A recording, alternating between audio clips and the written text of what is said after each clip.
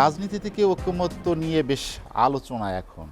আসলে কি টানাপোড়েনের কারণে এই আস্থা অনাস্থা তৈরি হয়েছে যে ফ্যাসিবাদ বিরোধী বা গণ অভ্যুত্থানের পক্ষের যে শক্তি আমরা সময় বলি তাদের মধ্যে, বিশেষ করে আপনার দলের ভারপ্রাপ্ত চেয়ারম্যান যিনি বলেছেন যে নির্বাচন নিয়ে কয়েকটি রাজনৈতিক দল এবং একজন উপদেষ্টা বিভিন্ন সুরে কথা বলছেন, অনৈক্য কি সেখানেই?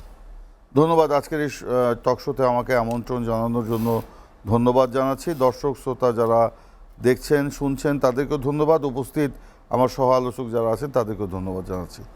আপনি যে প্রশ্নের অবতারণা করেছেন সেই প্রশ্নটি আসলে আজকে বাংলাদেশের সকল মানুষের মধ্যে এই প্রশ্নটি আছে। তো তারপরে বলবো যে দেশে যে বর্তমান পরিস্থিতি চলছে, বিশেষ করে ফ্যাসিবাদ পতনের পর 5ই আগস্টের পর বাংলাদেশে কাঙ্ক্ষিত যে পরিবেশ বা যেই রাজনৈতিক ঐকমত্য থাকা প্রয়োজন ছিল, কিন্তু যতই দিন যাচ্ছে আমরা দেখছি যে সেই ঐকমত্যের যে মানে বন্ধন সেটা একটু ঢিলা হচ্ছে, মানে এটাকে একটু লুজ হচ্ছে আর কি, যে কারণে প্রশ্নগুলি কিন্তু আজকে সামনে চলে আসছে।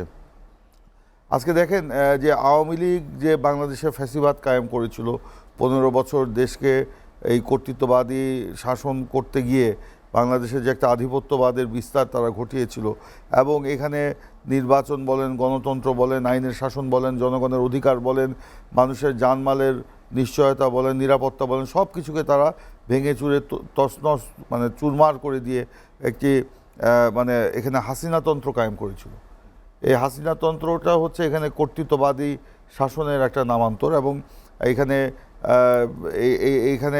মানে রাজনীতির কোনো সংজ্ঞায় তার এই শাসনকে সংজ্ঞায়িত করার কোনো সুযোগ নেই, রাজনীতির ব্যাকরণের বাইরে চলে গিয়েছিল। তো সে কারণেই আজকে এই ফ্যাসিবাদের পতনের পর সকলেরই একটা আকাঙ্ক্ষা বা প্রত্যাশা ছিল যে আমরা ঐকমত্যের ভিত্তিতে, যেরকম আমরা এখানে আন্দোলন সংগ্রাম করে হাসিনাকে পতন ঘটিয়েছি, হাসিনাকে এই শাসনের অবসান ঘটিয়েছি, গণতন্ত্রের রূপান্তরের যে পথ, সেই পথটুকু আমরা যেন ঐক্যবদ্ধভাবে থাকতে পারি। আমাদের মধ্যে ঐকমত্য যদি না থাকে, বিশেষ করে যে আন্দোলনের যে শক্তি, বিশেষ করে বাংলাদেশের পক্ষের যে শক্তি, সেই শক্তির মধ্যে যদি আমাদের মানে ঐকমত্য না থাকে, তাহলে এখানে একদিকে ফ্যাসিবাদ যেরকম সুযোগ পাবে, একই সাথে আপনার ধরেন আধিপত্যবাদী শক্তিও এখানে ষড়যন্ত্র করার সুযোগ পাবে। তৃতীয়ত এখানে আপনার উগ্রপন্থার একটা বিকাশ ঘটতে পারে বা একটা মানে উন্মেষ ঘটতে পারে, উত্থান ঘটতে পারে। তো সেই সব মানে বিপদ যেগুলো আছে সেগুলোকে মাথায় রেখেই কিন্তু আমাদের ভারপ্রাপ্ত চেয়ারম্যান জনাব তারেক রহমান আজকে বিএনপির যে ইফতার মাহফিল ছিল, যেটা বাংলাদেশের রাজনৈতিক নেতৃবৃন্দের সম্মানে যে ইফতার পার্টিটা ছিল, সেই ইফতার মাহফিলে তিনি কিন্তু স্পষ্ট করেই সেই কথাটি বলেছেন, এবং আমাদের দলের মহাসচিব মির্জা ফখরুল ইসলাম আলমগীর সাহেবও সেই কথাটি বলেছেন। সেই কারণে আজকে আমরা আমাদের একটা আহ্বান সকল রাজনৈতিক দলগুলোর প্রতি থাকবে, সকল রাজনৈতিক নেতৃত্বের প্রতি থাকবে। আমাদের ভিন্নমত থাকবে, আমাদের মধ্যে বিভিন্ন টানাপোড়েন হয়তো থাকবে, কিন্তু আজকে এই যে গণতন্ত্রের রূপান্তরের যে প্রশ্ন, যেখানে যে ট্রানজিশন পিরিয়ডটা আমরা পার করছি, এই সময়টায় আমাদের যেন কনসাসলি আমরা যেন সবাই ঐক্যবদ্ধ থাকি, এমন কোনো কথা বলা, এমন কোনো কাজ করা, এমন কোনো অবাস্তব মানে বিষয়গুলো সামনে নিয়ে যাতে আমরা না আসি, এমন কোনো ইস্যু যাতে না নিয়ে আসি যে ইস্যুর সাথে বাস্তবতার কোনো সম্পর্ক নেই, যে ইস্যুর সাথে জনগণের কোনো সম্পৃক্ততা নেই। আজকে যে সংস্কারের যে প্রশ্ন, এটা তো সংস্কার বাংলাদেশের প্রয়োজন, কিন্তু এই মুহূর্তে কি সংস্কার প্রয়োজন? সব সংস্কার কি আপনার এই অন্তর্বর্তীকালীন সরকার করতে পারবে? কখনোই করতে পারবে না। আজকে সংস্কার একটা দীর্ঘ প্রক্রিয়া, এটা চলমান প্রক্রিয়া।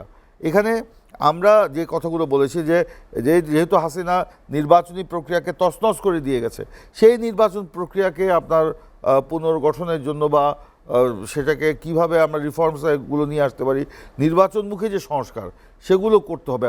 আর অন্যান্য সংস্কারের ব্যাপারে তো আমরা জাতির কাছে অঙ্গীকারাবদ্ধ, সকল রাজনৈতিক দল আজকে অঙ্গীকারাবদ্ধ। এইটা আপনার ওই যে প্রশ্নপত্রের মতো টিক দিয়ে আপনার এই সংস্কারের প্রশ্নে আপনার মানে এই সংস্কার খুঁজে পাওয়া যাবে না বা টেকসই হবে না। টেকসই সংস্কার যদি করতে হয়, রাজনৈতিক ঐক্যমত্য এখানে লাগবে। এবি পার্টির মঞ্জু ভাই আছেন কিংবা অন্যান্য নেতৃবৃন্দ আছেন, সবাই আমরা এই ব্যাপারে প্রতিদিনই কথা বলছি। আমাদের ব্যাপারে এই ব্যাপারগুলিতে কোনো আমাদের দ্বিমত নাই, বরঞ্চ অনেক ঘনিষ্ঠ, অনেক কাছাকাছি, যেটা আমরা কল্পনাও করিনি। কিন্তু এই যে প্রক্রিয়া, এই প্রক্রিয়াটা এত মানে দীর্ঘসূত্রিতার মধ্যে চলে গেল, যে এই অন্তর্বর্তীকালীন সরকার আসলে কাদের সাথে আলোচনা করে কিভাবে এই প্রক্রিয়াটা গ্রহণ করেছে এটা আমাদের জানা নাই। অথচ ডে ওয়ান থেকে যদি আমরা 1 মিনিটের সময় যদি নষ্ট না করতাম, আজকে অনেক আগেই সংস্কারের ব্যাপারে আমরা ঐকমত্য পৌঁছাতে পারতাম, সংস্কার কিছু বাস্তবায়নও হতে পারত, এবং আমরা মনে করছি যে জুলাই আগস্টে আমাদের একটা নির্বাচন আমরা করে ফেলতে পারতাম। কিন্তু খামাখা আমরা বিভিন্ন নন ইস্যুকে ইস্যু বানিয়ে, বিভিন্ন দীর্ঘসূত্রিতা করে, বিভিন্ন রকমের সময় ক্ষেপণ করে, আমরা এইটা হলে ওটা হবে না, ওইটা হলে এটা করা যাবে না, এই যে একটা কর্তৃত্ববাদী মনোভাব এখনও কিন্তু আমরা কারো মধ্যে দেখতে পাচ্ছি। একটা রাজনৈতিক দল সিদ্ধান্ত নেবে তার মতো করে, কিন্তু এখানে যদি বিএনপি ও এবি পার্টিকে বলে যে এবি পার্টি তুমি এই কাজ করতে হবে তোমাকে, এটা কি রাজনীতির ব্যাকরণের মধ্যে এটা পড়বে? কখনোই পড়বে না। হ্যাঁ, আজকে এই যে দীর্ঘ প্রক্রিয়ায় যে ট্রানজেকশন পিরিয়ড আমি তোকে বললাম, এই সময় আমাদের রাজনৈতিক দলের মধ্যে এক দলের সাথে আরেক দলের সংলাপ হবে, কথাবার্তা হবে, আমাদের বোঝাপড়া হবে, আমরা ঐক্যমতে থাকবো, কোনো ব্যাপারে দ্বিমত হবে, কোনো ব্যাপারে দ্বিমতও হতে পারে। তো সেগুলো তো মানে বাংলাদেশের রাজনীতিতে নতুন না, এর আগে দ্বিমত হয়নি, আবার তো ঐক্যমত হয়েছে।